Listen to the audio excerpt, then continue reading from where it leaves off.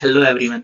My name is pooling Makwana and आज हम एक प्रैक्टिकल टॉपिक के ऊपर डिस्कशन करने वाले हैं, जिसमें अगर आपने टीडीएस का रिटर्न फाइल किया है तो अगर आपको उसके अंदर कोई भी करेक्शन करना है, उसमें कोई भी चेंजेस करने हैं तो किस तरह से कर पाएंगे। तो पहले क्या होता था कि टीडीएस का जो भी करेक्शन करते थे वो ट्रेसिस पोर्टल के ऊपर हम कितने भी साल का कर सकते थे।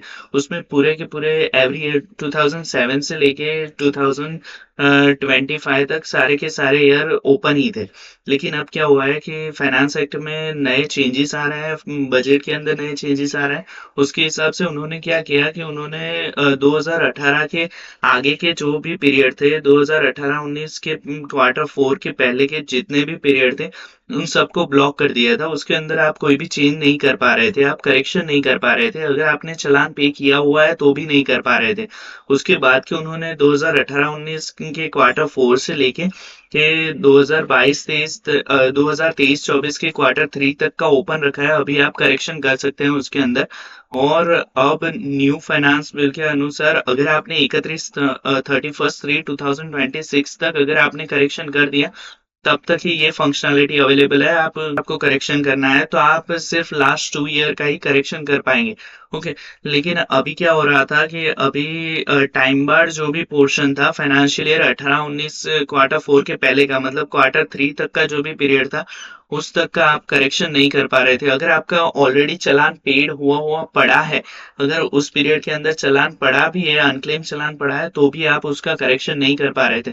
तो ये एक ट्रेसिस के अंदर अ, एक फंक्शनलिटी ऐड ऑन हुई कि जिसके अंदर रिक्वेस्ट फॉर डिमांड मैनेजमेंट करके और आपका जो भी टाइम बार्ड पोर्शन था जो टीडीएस करेक्शन नहीं कर पा रहे थे उसको भी सिंप्लीफाइड सॉल्यूशन दिया गया है।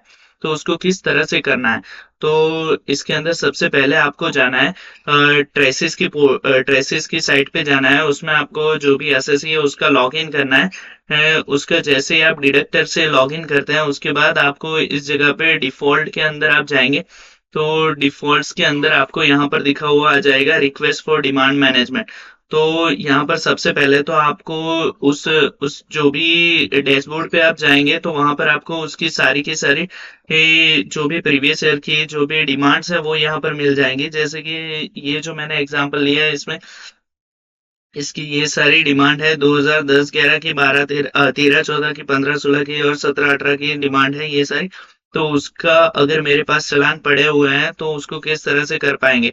तो सबसे पहले आप जाएंगे रिक्वेस्ट फॉर डिमांड मैनेजमेंट के अंदर। तो उसके बाद आप रिक्वेस्ट फॉर डिमांड मैनेजमेंट में आगे जैसे ही जाएंगे तो आपको चार कंडीशन बताएंगे कि अगर आप इस चार कंडीशन से अग्रीड हैं तो ही आप आगे जा पाएंगे। तो अग्रीड होने के लिए ये चार कंडीशन में क्या बता रहे हैं, उसमें बता रहे हैं कि अगर नोट करना है कि once the demand has been adjusted through demand management request, अगर आपने इस तरह से डिमांड को एडजस्ट किया है तो सबमिशन ऑफ फॉर्म 26A और 27BA for the financial year and form tab will no longer be permitted. Form 26A और 27BA आप परमिट नहीं कर सकते। इसके बाद उसके बाद मेजर है कि any challan amount applied towards demand through this process will be treated as a final and kindly note that such amount can not be reverse once utilise. एक बार आपने यूटिलाइज कर दिया उसके बाद आप उसको रिवर्स नहीं कर पाएंगे। जस्टिफिकेशन रिपोर्ट इस डिमांड का आप डाउनलोड नहीं कर पाएंगे, एक्सेस नहीं कर पाएंगे जैसे ही प्रोसेस हो गया।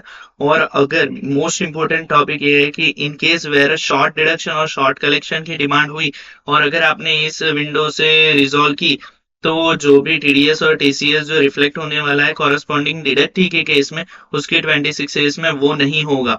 ओके। तो वैसे भी ये अर्लियर ईयर की डिमांड है तो वो अगर उसके 26 एज में भी रिफ्लेक्ट हुआ तो उसको रिटर्न उसका रिवाइज करना पड़ेगा, रेक्टिफाई करना पड़ेगा और उसके बाद इसको कैरी फॉरवर्ड करना पड़ेगा। तो वो तो वैसे भी कोई करने वाला नहीं है 2017-18 के पहले वाला। तो आप यहाँ पर डायरेक्टली क्लिक कर सकते हैं कि yes I can proceed. And इसके अंदर एक पॉइंट है कि आपके चालान पड़े हैं उसका ही आप करेक्शन कर पाएंगे। सिर्फ टैगिंग के लिए अलाउड है, कोई आप डायरेक्टली रिमूव नहीं कर सकते, ऐसा कुछ नहीं है, रिमूव नहीं कर पाएंगे। ओके। तो उसके बाद अगर आपने रिक्वेस्ट कर दी, ओके, आप डिफॉल्ट के अंदर गए, उसके अंदर demand request for demand management के अंदर आप गए और उसके ऊपर आपने क्लिक किया। उसके बाद आपको ये प्रोसेस देखिए, आपने प्रोसीड का बटन टैप कर दिया।